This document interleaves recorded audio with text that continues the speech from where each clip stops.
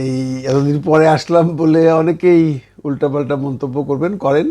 কারণ আমি দেখতে পেলাম যারা এই আমাদের ফিল্ম নিয়ে কাজ করতো বিভিন্ন চ্যানেলের, ওরা যখন 2 সপ্তাহ পর এসে এই কন্টেন্ট তৈরি করছে, তখন নিচে আইসে ভাই গালাগালি, এতদিন কই ছিলেন। আপনাদেরকে একটা কথা বলি, আসলে সবাই কি সব কাম পারে রে ভাই বলেন? আমরা যারা সিনেমা নিয়ে কন্টেন্ট বানাই, যতগুলো ছেলে পেলে আছে বা যে কয়জনই আছে, এটা তো সিনেমা নিয়ে আলোচনা করতে, আমাদের মুখ দিয়ে কোনদিন পলিটিক্যাল কথা শুনছেন? হ্যাঁ, এখন অনেকেই বলতে পারেন কই আপনারা তো সমর্থন জানাইতে পারতেন। জানিয়েছি, অনেকেই জানিয়েছে, আমিও জানিয়েছি। আমি স্ট্যাটাস দিছি তো, আপনারা তো নিশ্চয়ই দেখছেন আমার এই ফেসবুকে যে প্রায়শই স্ট্যাটাস দিচ্ছি, এর মধ্যে লাইভও করছি। তারপরেও গালাগালি করবেন, কারণ যারা দেখেন নাই তারা মনে করবেন আমি বোধহয় আজকেই প্রথম আসলাম। আমি তাতে কিছু মাইন্ড করব না, আমাকে তো আসতেই হবে, কারণ যেহেতু কন্টেন্ট ক্রিয়েটার, এতদিন কন্টেন্ট বানাইনি, এতদিন সিচুয়েশন ফেভারে ছিল না। এখন বাংলাদেশ শান্ত, এখন বাক স্বাধীনতা আছে। এখন যদি কোনো রকম কথা আমরা মনের মধ্যে না রেখেও বলতে পারবো, যেটা ছিল না। আপনারা সবাই জানেন যে বাংলাদেশে এতদিন, মানে এই অবধি, এই যে লাস্ট গভর্নমেন্ট পর্যন্ত অনেক কন্টেন্ট ক্রিয়েটারকে ডিবির কাছে যেতে হয়েছে, অনেক কন্টেন্ট ক্রিয়েটারকে থানায় যেতে হয়েছে, অনেক কন্টেন্ট ক্রিয়েটারকে আপনার কোর্টে গিয়ে হাজিরা দিতে হয়েছে।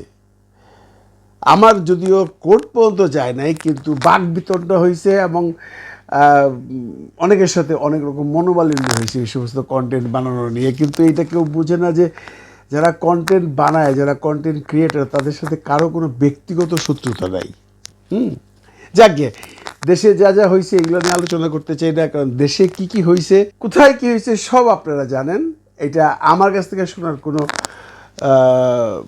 প্রয়োজনই নাই। তবে আমি আমার চলচ্চিত্রের মানুষকে নিয়ে কিছু একটা কথা বলতে চাই, কারণ আমি যেহেতু চলচ্চিত্রের মানুষ এবং আমি যেহেতু চলচ্চিত্র নিয়ে কন্টেন্ট তৈরি করে থাকি, আমাদের সিনেমার লোকজনের যে চিন্তা ভাবনা বা সিনেমার লোকজনের যে ক্রিয়াকলাপ, বা কারা কোন দলে ছিল, কারা কোন বিপদে পড়েছে, এগুলো নিয়ে একটু বিশ্লেষণ করতেই হয়। যেহেতু আমি সিনেমার মানুষ, আমি আর ওই রাজনীতির দিকে গেলাম না। দেশে নতুন সরকার হবে, নতুন দেশ হবে, আমরা বাক স্বাধীনতা পাবো, আমাদের সেই ডিজিটাল আইন প্রত্যাহার হবে, অনেক কিছু আছে, অনেক সংস্কারের ব্যাপার আছে। ওগুলো হবে, ওগুলোর দায়িত্ব যারা নিয়েছেন তারা করবেন। সেই ছাত্র সংগঠন বা নতুন উপদেষ্টা পরিষদ বা নতুন সরকার যারা আসবেন। যাক, আবার ওই রাজনীতি না, আমি সিনেমার ব্যাপারে কথা বলি। সেটা হলো, সিনেমায় কি ঘটলো এতদিন। সিনেমায় দেখেন, প্রথম খুব দুঃখ ভারাক্রান্ত বলে বলতে হয় যে সিনেমার একজন প্রযোজক জনাব সেলিম খান এবং তার সন্তান শান্ত খান গণপিটুনিতে নিহত হয়েছেন। আমি সেলিম খান সম্পর্কে যদ্দূর জানি, সেলিম খানের প্রতি মানুষের একটা ক্ষোভ ছিল। সেলিম খান অনেক অন্যায় অত্যাচার করেছেন। ওই সরকারের আমলে তাকে বালু খেকো বলা হতো, তার নামে দুদকের কেসও আছে, এবং এলাকার লোকজন দু একজনের সাথে কথা বলেছি, তার কোনো হিতাকাঙ্ক্ষী বা শুভাকাঙ্ক্ষী, তার নিজস্ব লোক ব্যতীত কেউ ছিল না। সে এলাকায় অনেক অত্যাচার করেছেন, সে তার সাজা পেয়েছেন। এখন সাজা এইভাবে না পেয়ে অনুভব পাওয়া যেত, এখন তার কিসমত এটা ছিল। কিন্তু আমার প্রশ্ন সেলিম খানকে নিয়ে নয়, আমার প্রশ্ন শান্ত খানকে নিয়ে। আমি এলাকায় অনেকের কাছে জিজ্ঞেস করেছি শান্তর অ্যাক্টিভিটিস কেমন ছিল এই 2-3 দিন যাবৎ, যখন থেকে শুনলাম, পরশু দিন শুনেছি ঘটনাটা। আমাকে ম্যাক্সিমাম ছেলে পেলে বলেছে যে না, ওর তো কোনো পলিটিক্যাল অ্যাক্টিভিটিস ছিল না, তো সিনেমা নিয়েই থাকতো। সুন্দর একটা ছেলে ছিল, আপনারা জানেন, এবং এফডিসিতে আমি তাকে দেখেছি 2-1 বার। অত্যন্ত ভদ্র, অত্যন্ত নম্র। যদিও এফডিসিতে যারা নতুন করে অভিনয় করতে আসছে তাদের কিন্তু ভদ্র নম্র থাকতেই হয়। শান্ত তার ব্যতিক্রম ছিল না। শান্তর সম্পর্কে কোনো রকম স্ক্যান্ডাল নাই ফিল্মে। শান্ত কারোর সাথে কোনো মিসবিহেভিয়ার করেছে সেটা নাই। শান্ত একজন এত বড় প্রডিউসারের সন্তান ছিল, সেই অহমিকা তার মধ্যে ছিল না। সে অ্যাকচুয়ালি শিল্পী হতে চেয়েছিল। সেলিম খানের জন্য আমার কোনো দুঃখ নাই, শান্তর জন্য আমার ভীষণ দুঃখ লাগছে। আমি ভীষণ ভারাক্রান্ত যে এই একটা ছেলে এই বয়সে এভাবে মৃত্যুবরণ করতে হবে, আমি ভাবিনি। আমি আবারও বলছি, সেলিম খান তার কর্মের ফল পেয়েছেন। কিন্তু শান্ত কিসের ফল পেয়েছেন সেটা উপরওয়ালাই বলতে পারবেন। আমরা যতদূর শুনেছি তাদের বাড়িতে আক্রমণ হয়েছিল, তখন সেলিম খান ভুল একটাই করেছে, পিস্তল থেকে গুলি ছুঁড়েছে। এটা একটা মারাত্মক ভুল ছিল। ওই মবের সামনে পিস্তলের গুলি কিছু যায় আসে না, এটা সে একবারও ভাবতে পারেনি। তার নিজস্ব ভুলে সে তার প্রাণ দিয়েছে, তাতেও কোনো দুঃখ নেই।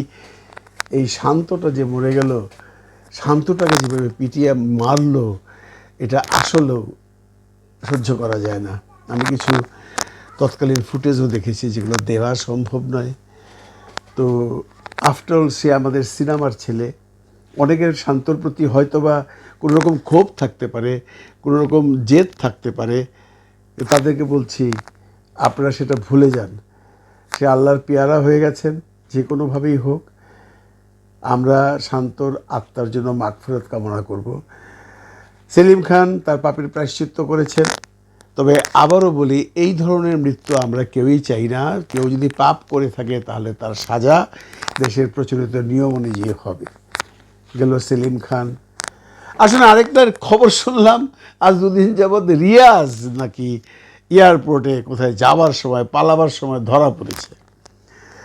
ঘটনাটা সত্য নয়, কারণ এই রিয়াজ সেই রিয়াজ নয়। রিয়াজ নামে ছাত্রলীগের যে কোনো এলাকার একজন খুব সম্ভব এলাকার জেনারেল সেক্রেটারি বা প্রেসিডেন্ট, সে খুব অত্যাচারিত ছিল।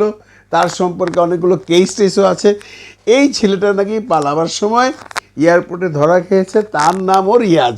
এই নামের নামে জমে টানে না, ওই নামের নামে জমে টানছে। ওই রিয়াজ আর আমাদের সিনেমার রিয়াজ এক নয়। তবে রিয়াজ এখন কই আছে আমরা জানি না। আমি অনেক খোঁজখবর নেবার চেষ্টা করেছি, ফেরদৌস কোথায় আছে তাও আমি জানি না। রিয়াজ, ফেরদৌস এরা আওয়ামী ঘরানার লোক ছিল। ফেরদৌস তো এমপি ছিল, আপনারা জানেন। এখন তাকে তো কিছুটা মাসুল হয়তো দিতে হবে, কিন্তু আবারও বলছি, আমরা কোনো হত্যাকাণ্ড চাই না, আমরা কোনো লুটপাট চাই না, আমরা কোনো অগ্নিসংযোগ চাই না। ফেরদৌসের যদি কোনো ভুল করে থাকে, ফেরদৌসকে আইনের আওতায় আনা হোক। রিয়াজ যদি কোনো কিছু করে থাকে, তাকে আইনের আওতায় আনা হোক। এভাবে বাড়িঘর আক্রমণ করে, তাদের গায়ে হাত তুলে, গণপিটুনি দিয়ে হত্যা করাটা আমার মনে হয় সমীচীন না। আমরা চলচ্চিত্রের মানুষ হিসাবে, চলচ্চিত্রের এই যে মানুষগুলো আছে এরা সবাই তাদের নিজস্ব একটা ব্যক্তিগত পছন্দের দল থাকে। কেউ বিএনপি করে, কেউ আওয়ামী লীগ করে, কেউ জামাতও করে।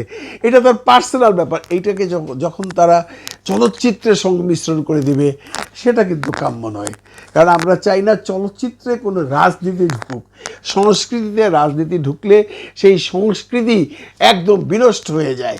আপনি যদি বিএনপি করে থাকেন, করেন।